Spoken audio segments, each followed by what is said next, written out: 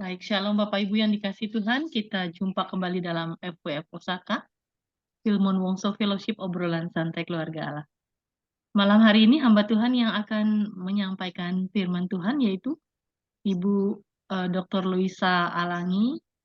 Beliau akan menyampaikan topik hati yang baru. Ya Bu Dokter. Terima kasih banyak sudah hadir.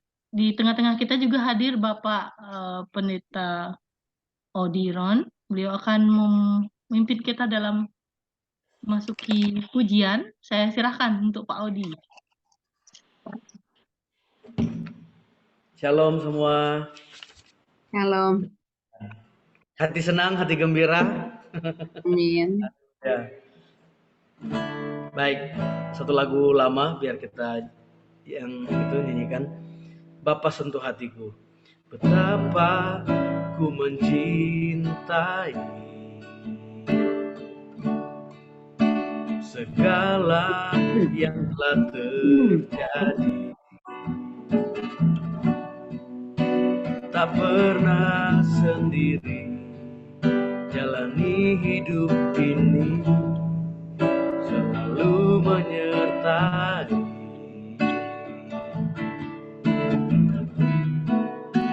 Betapa ku menyadari di dalam hidupku ini Kau selalu memberi rancangan terbaik oleh karena kasih.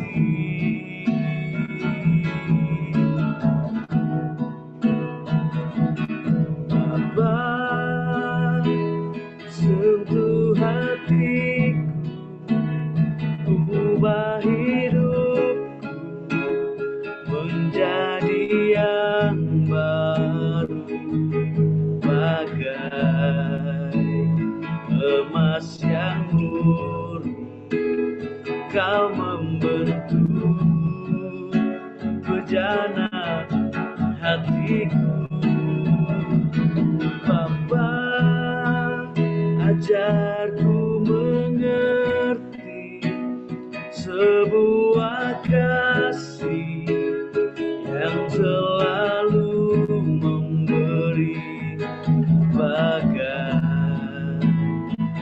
air mengalir yang tiada pernah berhenti. Betapa ku mencintai, betapa ku mencintai segala yang telah terjadi. Tak pernah sendiri jalani hidup ini, selalu menyertai.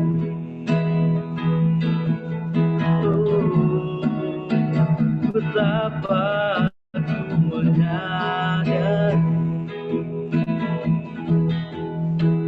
di dalam hidupku ini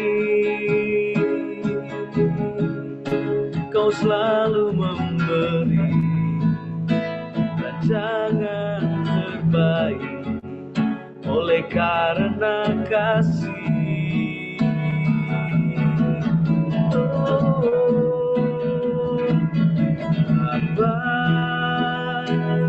Sentuh hatiku, ubah hidupku menjadi yang baru, bagai emas yang murni. Kau membentuk bejana hati.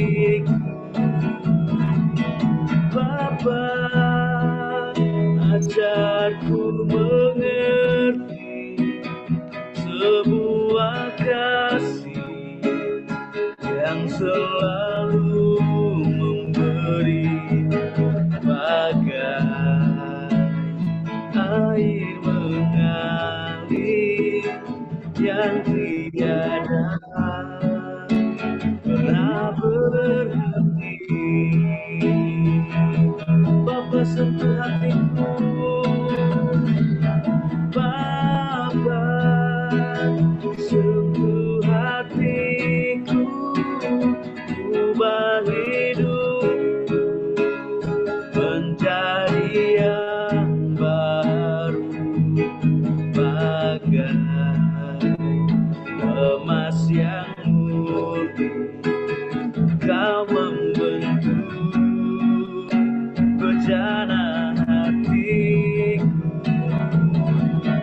Bapa, ajarku mengerti sebuah kasih yang selalu memberi, bagai air mengalir yang tiada pernah berhenti, bagai air mengalir yang tiada pernah berhenti. Amin, puji Tuhan. Kembalikan kepada Bu Masri Ayu. Amin. Terima kasih Pak Audi untuk pujian yang sudah disampaikan. Kita akan berdoa sebelum mendengarkan firman Tuhan oleh hambanya, Ibu Dr. Loisa. Untuk itu saya mohon kesediaan Pastor Juni Bale untuk memimpin kita di dalam doa. Silakan Pastor. Baik Bapak Ibu, sebelum kita mendengarkan firman Tuhan, mari terlebih dahulu kita berdoa untuk kebenaran firman Tuhan yang sebentar kita dengar. Tuhan Yesus yang baik, malam hari ini kami datang kepadamu ya Tuhan. Kami mengucap syukur untuk pimpinan Tuhan sepanjang hidup kami dalam hari ini Tuhan. Kami boleh melakukan tugas dan pekerjaan kami, dan saat ini malam ini kami boleh berkumpul bersama-sama untuk boleh menaikkan syukur kami kepada Tuhan. Dan kami mau mendengarkan firman Tuhan. Bapa, Engkau urapi setiap hidup kami, hamba-Mu yang Tuhan pakai, yang Tuhan persiapkan. Dr. Luisa yang akan menyampaikan firman Tuhan kepada setiap kami. Tuhan, Engkau pakai hamba-Mu. Engkau memberkati akan hamba-Mu. Sehingga kebenaran firman Tuhan yang malam hari ini, hamba-Mu boleh sampaikan, boleh senantiasa memberkati kami, menjadi rema dalam hidup kami, dan kami boleh melakukannya dalam setiap hidup kami masing-masing. Terima kasih. Kami berdoa biarlah alat yang kami pakai semua ini, handphone, laptop yang kami pakai, dikuduskan dengan kuasa-Mu, sehingga semua alat ini boleh baik, dan kami boleh sama-sama mendengarkan firman-Mu melalui Zoom ini dengan baik ya Tuhan. Terima kasih. Sekali lagi Tuhan urapi Dr. Luisa yang akan menyampaikan firman Tuhan kepada kami semua malam hari ini. Biarlah berkat daripada Tuhan boleh tercurah mengalir atas hidupnya. Berkati tutur katanya dan setiap firman Tuhan yang disampaikan senantiasa menjadi berkat di dalam setiap kehidupan kami. Terpujilah nama-Mu ya Tuhan Yesus Kristus. Berbicaralah kepada kami ya Bapa. Kami siap mendengarnya. Di dalam nama Yesus, Tuhan dan Juru Selamat hidup kami mengucap syukur dan berdoa. Haleluya. Amin. Amin. Amin. Waktu dan kesempatan saya serahkan kepada hambanya Ibu PDM Dr. Luisa Alani. Silakan Ibu.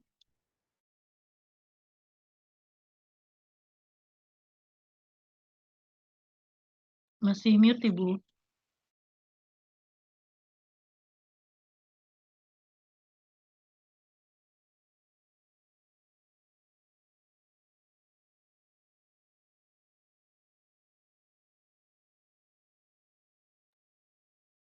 Sudah terlihat? Sudah Bu. Baik. Puji Tuhan.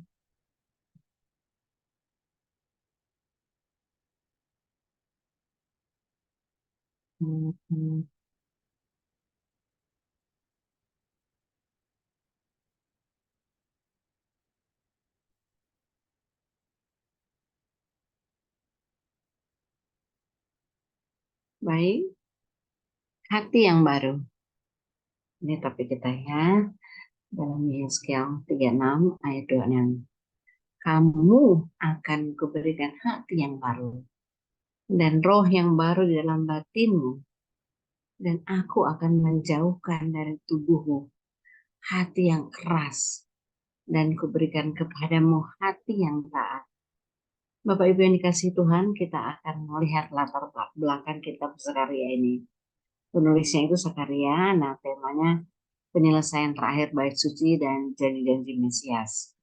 Ditulis tahun 520 sampai 470 sebelum Masehi. Latar belakangnya kalau kita lihat di ayat pembuka, memperkenalkan Nabi Zakaria, putra Berekia dan cucu Ido. Zakaria 1 ayat 1 ya. Dan Nehemia selanjutnya menyatakan bahwa Zakaria adalah kepala keluarga Imam Ido. Kita lihat Nehemia 12 ayat 16 yang menunjukkan bahwa ia berasal dari suku Lewi dan setelah pembuangan melayani di Yerusalem sebagai imam dan nabi. Nah, Bapak Ibu, Zakaria merupakan sejaman yang lebih muda daripada Hagai. Di Esra 5 ayat 1 menyatakan bahwa keduanya menjadi nabi yang menggugah orang Yahudi di Yehuda dan Yerusalem untuk waktu itu mau melanjutkan pembangunan kembali ya bait suci di zaman gubernur Zerubabel dan imam besar Yosua. Jadi latar belakang sejarah kalau kita lihat di pasal 1 sampai 8 mirip ya dengan latar belakang yang ada di kitab Hagai. Akibat pelayanan kedua nabi ini, Zakaria dan Hagai, maka pembangunan bait suci diselesaikan dan ditahbiskan pada tahun 516 sampai 515 sebelum Masehi. Nah, Bapak Ibu,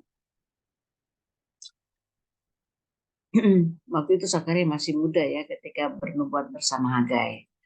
Nah, ketika dia menulis di pasal 9 sampai 14 dia katakan dia sudah tua. Dan sebagian besar asli menanggalinya antara 480 sampai 470 sebelum Masehi. Ya, tahun ya. Nah, semua nubuat Zakaria terjadi di Yerusalem.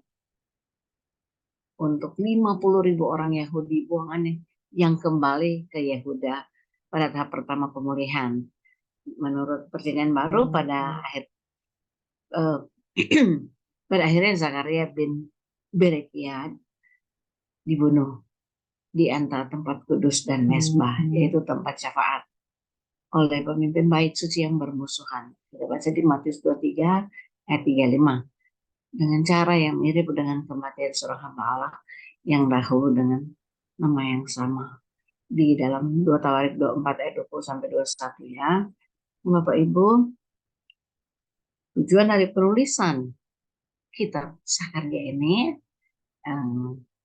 kalau kita lihat tujuannya ada ganda ya, selaras dengan dua bagian kitab yang kita lihat di pasal 1 ayat 8, pasal 1 sampai pasal 8 kita lihat ditulis untuk apa? Mendorong kaum Yahudi yang sisa agar tetap melanjutkan pembangunan kembali bait suci dan bertekun hingga tugas itu selesai.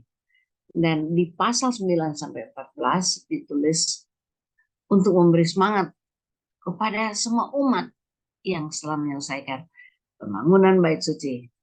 Berkecil hati karena Mesias tidak tampak segera dan untuk menyatakan arti sebenarnya bila Mesias datang. Ya, biar mereka semangat. Karena mereka seolah-olah hampir putus asa, mana Mesias belum datang. Nah, itu dikasih keterangan bagaimana mereka harus diberikan semangat. Kitab ini kalau kita lihat memang terbagi dua bagian besar ya, Zakaria ini. Kalau di bagian pertama kita lihat di pasal 1 sampai 8 dimulai dengan menasehati orang Yahudi untuk apa? Kembali kepada Tuhan supaya bisa kembali kepada mereka. Ya. Sementara mendorong umatnya itu untuk menyelesaikan pembangunan kembali bait suci, nah Zakaria menerima, kalau kita lihat di Zakaria 1 ayat 7 dan Zakaria 6 ayat 8, ada 8 ya penglihatan Zakaria yang meyakinkan masyarakat Yahudi di Yehuda dan Yerusalem bahwa Allah memperhatikan umatnya dan memerintah atas nasib mereka di masa depan. 5 penglihatan pertama menyampaikan pengharapan dan penghiburan. Ketiga penglihatan terakhir mencakup penghukuman. Ya. Nah, penglihatan keempat berisi suatu nubuat tentang Mesias. Di Zakaria 3 ayat 8-9. Ada pemandangan di mana pemahkotaan ya. Kalau kita lihat di Zakaria 6 ayat 9-15. Adalah nubuat Mesias, perjanjian lama yang klasik. 2 berita. Ya, pasal 7-8 sekali lagi memberi perspektif masa kini dan masa depan. Pada saat itu ya, tentang masa depan, Mesias akan datang. Nah, di bagian kedua, sekali lagi ada 2 kumpulan nubuat akhir zaman, masing-masing dahulu dengan istilah ucapan ilahi. Kalau kita lihat ucapan ilahi pertama di Zakaria 9 ayat 1 sampai Zakaria 11 ayat 17 mencakup janji-janji keselamatan Mesias bagi Israel yang menyatakan bahwa Mesias gembala yang akan datang, yang akan mengerjakan keselamatan ini. Mula-mula Mesias akan ditolak dan dipukuli. Di Zakaria 11 ayat 4-17 ya, kalau kita bandingkan dengan Zakaria 13 ayat 7. Ucapan ilahi kedua berfokus pada pemulihan dan pertobatan Israel dalam suatu nubuat yang menakjubkan. Allah meramalkan bahwa Israel akan meratapi Allah sendiri. Dia yang telah mereka tikam. Nah, pada hari itu suatu sumber air pembasuhan dosa akan terbuka bagi keluarga Daud. Zakaria 13 ayat 1. Israel akan mengatakan Tuhan adalah Allahku. Zakaria 13 ayat 9. Dan Mesias akan memerintah sebagai raja atas Yerusalem di pasal 14. Bapak Ibu yang dikasihi Tuhan, ciri utama dari kitab Zakaria kita lihat bersifat sekali lagi Mesias dari semua kitab perjanjian lama, karena banyak acuan yang jelas mengenai Mesias. Terjadi dalam ada 14 pasal ya kalau kita baca. Kalau di Yesaya ada 6 pasal ya, juga lebih banyak acuan pada Mesias yang akan datang. Nah, di antara para nabi kecil, kitab ini berisi sekali lagi nubuat-nubuat yang paling rinci dan lengkap mengenai peristiwa-peristiwa akhir zaman. Nah, kitab ini menunjukkan perpaduan peranan imam dan nabi dalam sejarah Israel. Lebih daripada kitab perjanjian lama lainnya. Semua penglihatan dan bahasa lambangnya paling menyerupai kitab-kitab kenyataan atau apokaliptis. Ya, Daniel dan Wahyu. Kitab ini mencatat suatu contoh berani ya dari ejekan ilahi dalam nubuat tentang pengkhianatan Mesias untuk 30 keping perak, sambil menunjuk kepadanya sebagai nilai tinggi yang ditaksir mereka bagiku. Itu di Zakaria 11 ayat 13 ya. Dan nubuat Zakaria juga mengenai Mesias di dalam pasal 14 sebagai raja pahlawan perang agung yang memerintah di Yerusalem. Itu menjadi nubuat perjanjian lama yang menakjubkan ya Bapak Ibu. Jadi di kitab Zakaria semuanya ini. Nah, penggenapan dalam perjanjian baru. Nah, dalam diri Zakaria terdapat penerapan perjanjian baru yang mendalam. Paduan jabatan imam dan nabi sekali lagi dalam pribadi hidup Zakaria mungkin sekali menyumbang pada pemahaman perjanjian baru mengenai Kristus sebagai imam dan nabi. Juga Zakaria bernubuat tentang kematian Yesus yang mendamaikan oleh orang-orang Yahudi yang pada akhir zaman akan membuat orang Israel meratap dan bertobat dan diselamatkan ya. Zakaria 12 ayat 10-13 dan Zakaria 13 ayat 9, Roma 11 ayat 22 sampai 27. Nah, sumbangan terbesar Zakaria terkait sekali lagi dengan banyak nubuat mengenai Mesias, Tuhan Yesus Kristus yang akan datang di zaman itu. Dia sudah nubuatkan. Nah, Bapak Ibu, para penulis perjanjian baru dikutip sebagai digenapi dalam Kristus Yesus ya. Kalau kita lihat di antaranya antara lain ya, dia akan datang dalam cara yang bersahaja dan sederhana. Zakaria 9 ayat 9. Zakaria 13 ayat 7, Matius 21 ayat 5, Matius 26 ayat 31 dan 56. Dia akan ya memulihkan Israel dengan darah perjanjian. Wow. Ya, Zakaria 9 ayat 11. Darah perjanjian ya, dari kita lihat dari kejadian ya, bagaimana sudah dijanjikan bahwa memang dari keturunan perempuan dia akan meremukkan kepala si ular. Untuk apa? Untuk mengambil kembali milik Tuhan. Dia akan menjadi gembala bagi kawanan domba. Kawanan domba Allah yang terserak dan mengembara. Zakaria 10 ayat 2 dan Matius 9 ayat 36. Juga tertulis juga Bapak Ibu yang dikasih Tuhan, dia akan dikhianati dan ditolak. Semua perjalanan ya Mesias dalam menyelamatkan kita ada di Zakaria, ditulis. Dia akan ditikam dan dipukul. Ya, dipukul roboh. Zakaria 12 ayat 10, Zakaria 13 ayat 7, Matius 26 ayat 31 sampai 56, dan Yohanes 19 ayat 37. Dia akan datang kembali dalam kemuliaan dan membebaskan Israel dari musuh-musuh mereka. Wow, Bapak Ibu, cara menyelamatkan apa yang dijanjikan oleh Tuhan digenapi. Ya, kalau kita lihat ya, Matius 24 ayat 30 sampai 31, Matius 19 ayat 15.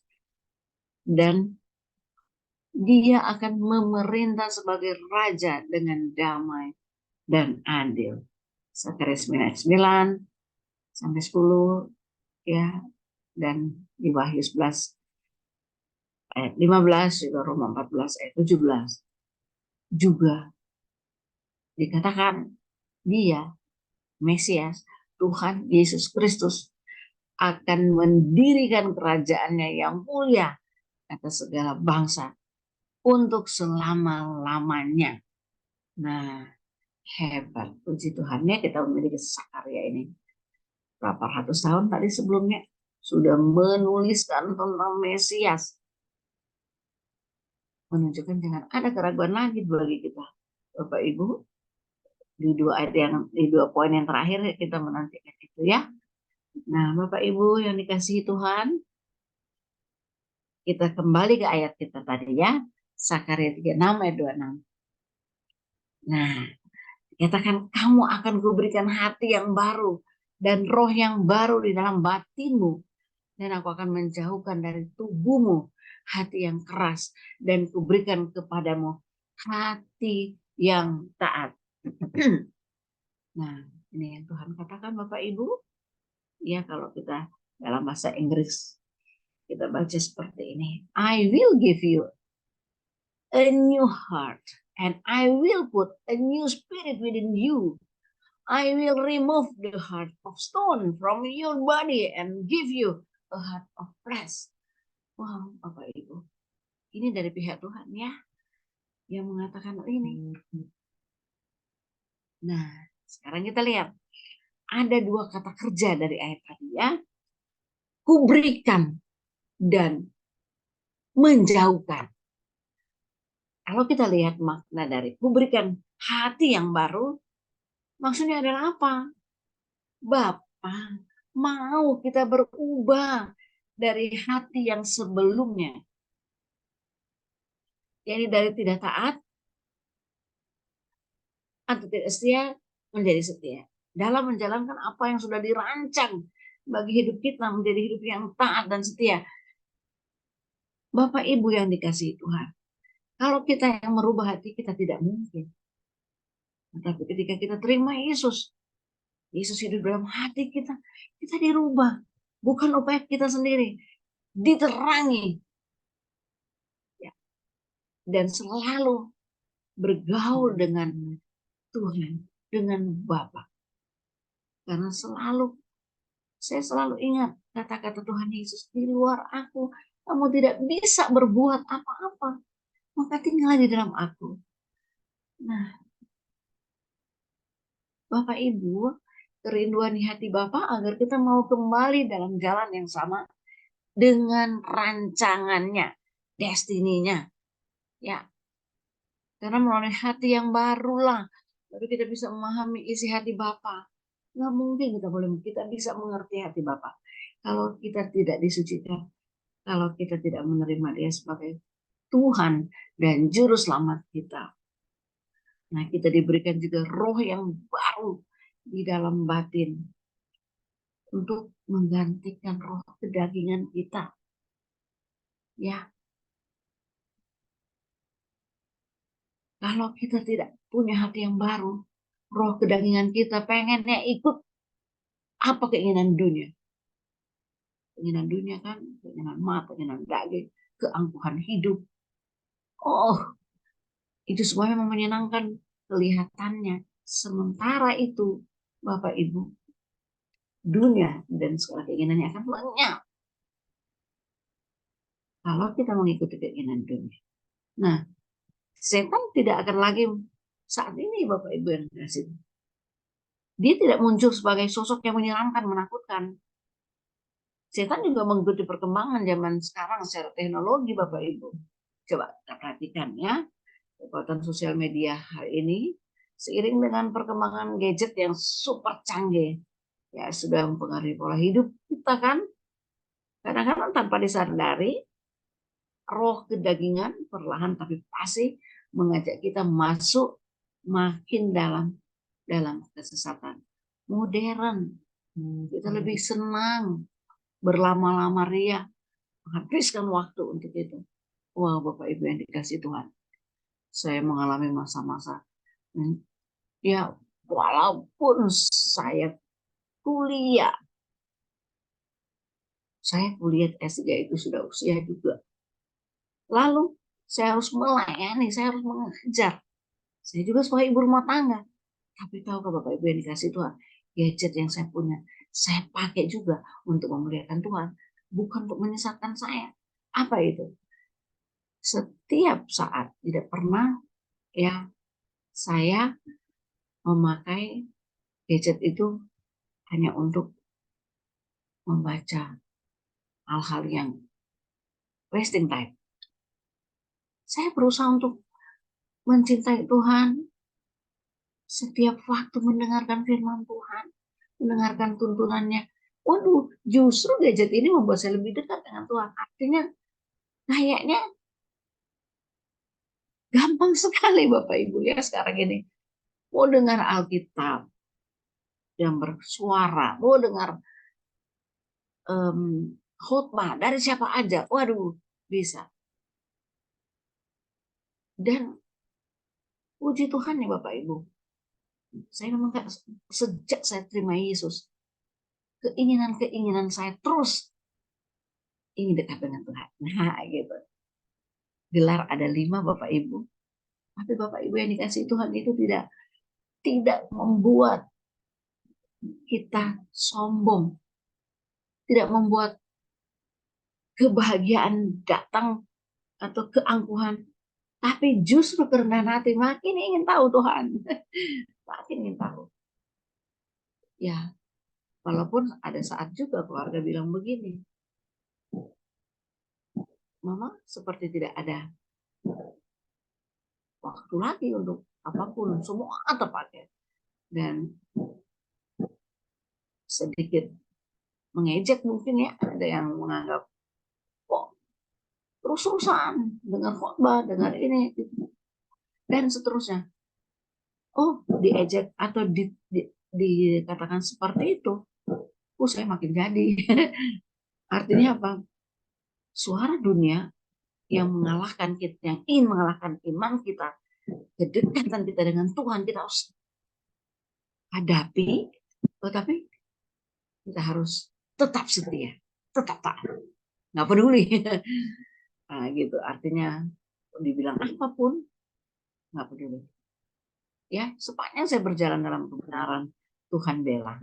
Ya, nah itu. Dan jangan heran kalau keluarga, sekali lagi keluarga paling orang terdekat dia mengerti, mengetahui ritme gaya hidup kita sehari-hari. Mereka rasanya mungkin mengatakan aneh dan seterusnya. Karena mereka tidak mengalami, artinya coba Bapak Ibu, kalau kita betul-betul mengalami dekat sekali dengan orang yang kita cintai, rasanya kita nggak mau meninggalkan. Bapak kita di surga juga demikian, Bapak Ibu. Bapak Ibu, dalam nas ini sekali lagi kita diajak untuk menjauhkan diri dari hati yang keras. Tadi kan stone, Tuhan tidak mau loh orang keras kayak batu, kayak gitu ya. Apa yang dimaksud dengan hati yang keras? Hati yang keras adalah orang-orang yang sangat sulit menerima pendapat orang lain, susah diajak bicara, susah untuk diskusi, selalu merasa paling benar dengan pendapatnya. Kasihan ya kalau orang seperti ini. Dan mereka lebih suka berdebat meskipun dalam hatinya sebenarnya dia setuju juga dengan pendapat kita.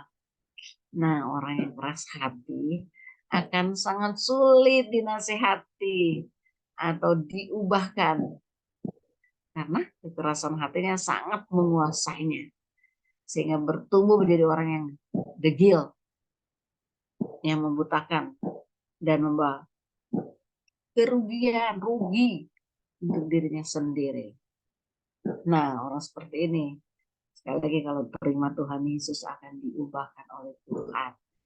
Hatinya menjadi lembut, ya hatinya dengan kerendahan hati siap untuk menerima apa yang Tuhan inginkan.